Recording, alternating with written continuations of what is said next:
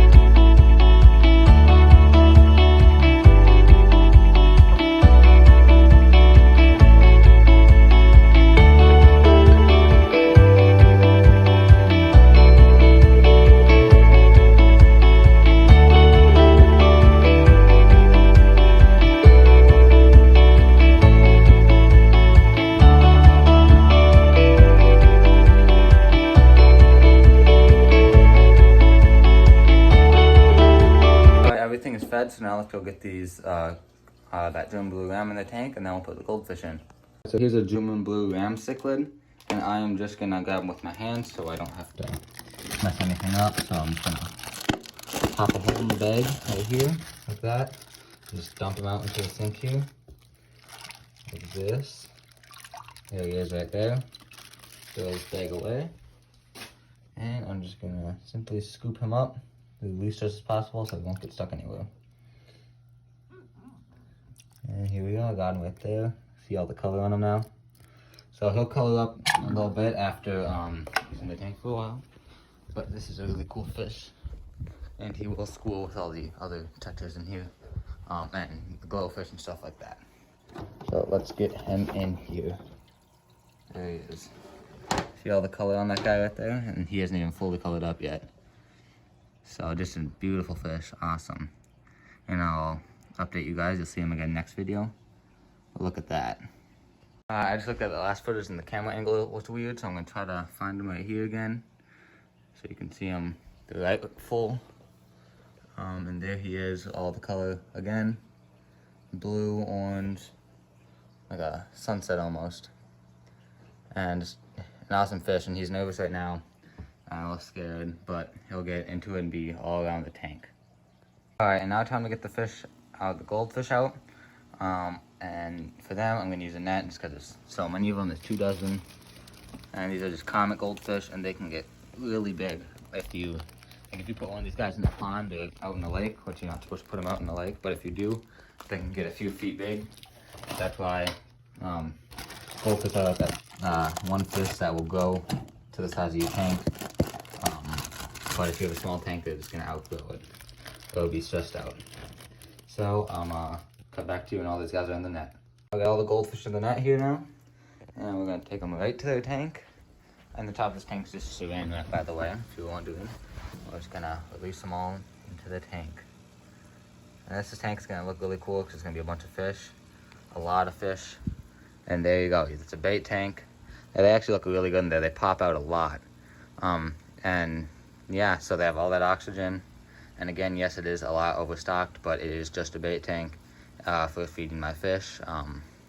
So yeah, that's really cool. We got some cool ones with like long fins, some white. We got one green one back there. Some may die just because we were kept in like a tank like this before. But yeah, that's the cheap feeder tank that you can do. It's still in the net. I didn't see that there. You just open this up here and let him out. See out it? Oh, he's still stuck in it. Okay. There he goes. Alright, that's all the fish now. So that's all the fish in there, and close the cover. I'll show you that. Literally just folds over, and it'll go under right there, and they won't jump out. So that's a cheap, easy cover if you have like a light like that to go on top. But yeah, there's the tank. So you can make a simple, easy bait tank. So yeah, thanks for watching. Like, subscribe, and I'll see you in the next one. Bye.